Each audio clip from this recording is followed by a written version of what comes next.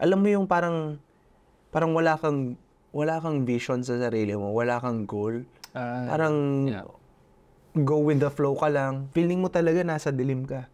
Parang kumakapa-kapa ka lang kung saan-saan because you know that you're making some mistakes in your life. And I felt lost. Well, this is gonna be the first podcast that we have for 2024 here at Faith.ph. Yep. New background. Uy, yung Pansin natin, medyo light tayo. Last year, medyo dark yung ano natin. Let's try a little bit lighter this time. Bagong panimulat. Yeah, bagong panimulat. Comment down below kung pumuti ako. Sabihin nyo din kung ano mas maganda, yung black nga ba or itong puti, para malaman namin kung ano talaga i-continue namin. What a better way to start our discussion with this topic? Kasi maraming tao nakaka-experience nito ngayon. And that is, what do I need to do if I feel distant from the Lord? Good question.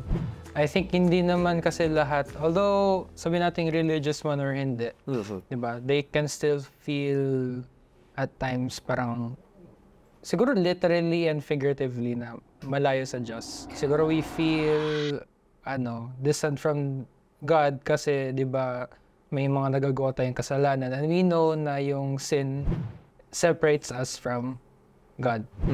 Isa na yun, intentionally na ginagawa natin, kaya we feel distant kasi tayo din yung gumagawa ng distance from the Lord. Meron din naman mga tao na they really feel distant from the Lord, not because of their sins, pero because of their situation in life. Maybe a loss of a loved one, talagang malungkot lang sila kasi may nangyari sa buhay nila na hindi inaasahan, even though they are still keeping the commandments of God. And they feel distant from the Lord. They feel forsaken, kumbaga. Yeah. Parang iniwanan, parang nasa ng Diyos, parang ganon. Natutulog ba ang Diyos? Natutulog pa ang Diyos? Nako. Ano kasing kanta yun? Sorry, wala na ako dun sa... Hindi mo alam yun? May dalawang senaryo nga naman. Those who make mistakes, that's why they feel distant from the Lord. Yeah, okay. And those who mourns of a loss of a loved one or may mga nangyayari sa buhay nila, even though they are keeping the commandments of God. Unintentionally. Tama. I remember an experience that I had sa sinabi mo na intentionally separating or moving away from God. Kasi there are some mistakes in my life that I did na made me feel that I am distant from the Lord. Alam mo yung parang wala kang vision sa sarili mo, wala kang goal. Go with the flow ka lang. Feeling mo talaga nasa dilim ka. Parang kumakapa-kapa ka lang kung saan-saan because you know that you're making some mistakes in your life. And I felt lost during those times na gumagawa ako ng mali. Paano ko na-overcome yon? Basic lang naman. Hindi naman talaga kailangan ng maraming format or doktrina dito. Yeah. According to my experience, this is my experience, is I started praying sincerely ulit, asking forgiveness sa Kanya, and started reading the scriptures ulit. Yun yung two main reasons kung bakit I went back to the brighter side, not in the dark side. Dark side. Star Wars. This is a dangerous time for you when you will be tempted by the dark side of the Force. Kahit small or big pa yan na mga bagay, if we don't follow, may mga consequences. And yun nga, sabi mo kanina, yung dark side, light side. Kailangan mong, depende ka na kung anong side ang pipiliin mo. Yeah. Yung pangalawa naman, ito maraming nakaka-experience din nito. You are trying your best to be good, pero because of your circumstances in life, you still felt or you're still feeling distant from the Lord. For example, you're suffering from a loss of a loved one or nagkaroon ng trahedya sa buhay mo na unexpected. Marami, di ba? Maraming nakaka-experience yun, di ba? Even though they are good people. Nababasa natin sa scriptures, baka may nagturo tayo. Pero yung why have you forsaken me? It's just that we are imperfect people. Na lahat din tayo, sometimes we question why these things are happening. Nandyan ba talaga yung Diyos? Doon na yung sinasabi natin sa mga nakasulat sa scriptures. And sometimes you will ask that to yourself, why thou hast forsaken me? Nasaan ka ba ngayon? Yun yung kanta na natutulog ba ang Diyos? Yeah. With that being said, I remember a story in the scriptures, and that is the story of Job, the famous Job, na kung saan he is really keeping the commandments of God. He is a righteous man. Yeah. Mayaman din si Job, di ba? A lot of cattle, ox. Hindi ko nasasabihin yung iba. May pamilya din si Job na maayos naman yung pamilya. He's trying his best to be a good man. Sabihin na natin, mabuti siyang tao. And yet, slowly in life, nasira yung mga ari-arian niya. May mga nangyari sa buhay nila. Nagkasakit siya, namatay yung mga anak niya, kahit mabuti siyang tao. But if you're going to read the scriptures, there are times na question talaga ni Job ang Diyos. Na bakit ka nasan ka, ba't nangyayari sa amin ito? Yung mga ganong question ba? Which shows that Job is also an imperfect person. Na tao din si Job. Yeah. Kasi kung mangyayari sa iyo, imaginein mo, mawawala yung kaharian mo, unti-unting mamamatay yung mga anak mo. Yeah, lahat, friends, family, wala na. Mag-isa ka na lang. Medyo... Mapapatanong ka talaga, why these things are happening to me? But you know what the Lord did? The Lord showed a vision kay Job. Pinakita niya yung, sabi sa scriptures, moon, stars, planets, and the greater plan para sa mundo. Kay Job, pinakita yun sa kanya. And tinuruan niya si Job ng mga bagay-bagay pertaining to the gospel of Jesus Christ. At the end of the story, Job repented of his sins.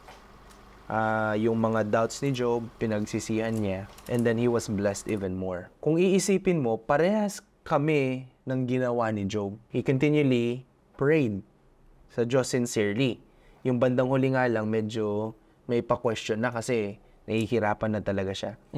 And then, he understood the bigger picture by, tinuruan siya ng Diyos. If you're going to relate that in our days, we can understand the bigger picture if we will learn from God. And what a better way to learn from God than through the scriptures, which is His words, so that we can understand the bigger picture, why these things are happening to us. So, regardless of the situation that we might have, intentional ka man nagkamali, or intentionally you're really just, having a lot of challenge, kahit mabuti kang tao, the process would remain the same. To pray to God and to study His words so that you will understand the bigger picture. Parang makikita natin dun, no, yung when we are at our lowest point, parang dun natin, parang kailangan maging humble kasi tayo, di ba?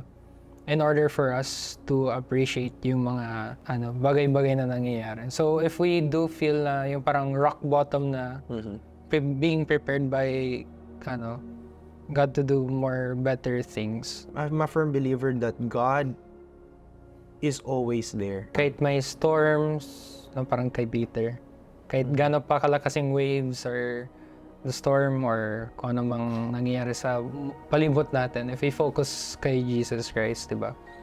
We can always see the light. Whether you feel distant from the Lord, kung ano man ang scenario natin sa buhay, kung marami kang ginagawang mali, the Lord is still there. Kung nakapalibot sa iyo ay talagang trahedya ng buhay, the Lord will always be there. God really loves us . Alam ko na-discuss na natin to noon sa podcast . Alam mo yung kay Basil Valdez, yung kanta niya, Ano nga yan? pinapatugtog siya sa mga funeral. Di kita malilimutan. Ayan. Di kita pababayaan. Hindi pang patay yun. Hindi pang Ngayon patay ang yun. iniisip ko, hindi nga. Hindi siya pang patay. Pang ano yun, para sa mga buhay yun. Pang-guide. It came from the scriptures in Isaiah, telling you na God will never forget you, God will always be there for you, kasi inukit ka niya sa kanyang palad. Kinumpara niya pa nga yun sa isang sa nanay, na yung nanay pwedeng makalimutan yung kanyang anak na pinadede niya, pero ang Diyos hindi kanya malilimutan.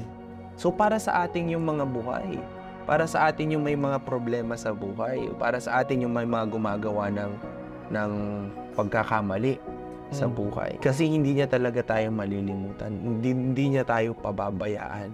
Maraming salamat, Basil Valdez, for that wonderful song. Pero yun, siguro to sum it up, meron ako nadala na scripture verse sa New Testament. And sabi dito, "For I am persuaded that neither death, nor life, nor angels, nor principalities, nor powers, nor things present, nor things to come, and nor height, nor depth, nor any other creature shall be able to separate us from the love of God, which is in Christ Jesus our Lord." So maganda nga, ayan, literally or figuratively, kung nafe-feel natin na malayo tayo sa Diyos, or kung ano man yung mga bagay-bagay na meron dito sa mundo, it shouldn't be something na maghinder sa atin na makuha yung love ng Diyos. He is always ready to parang saluhin tayo, di ba?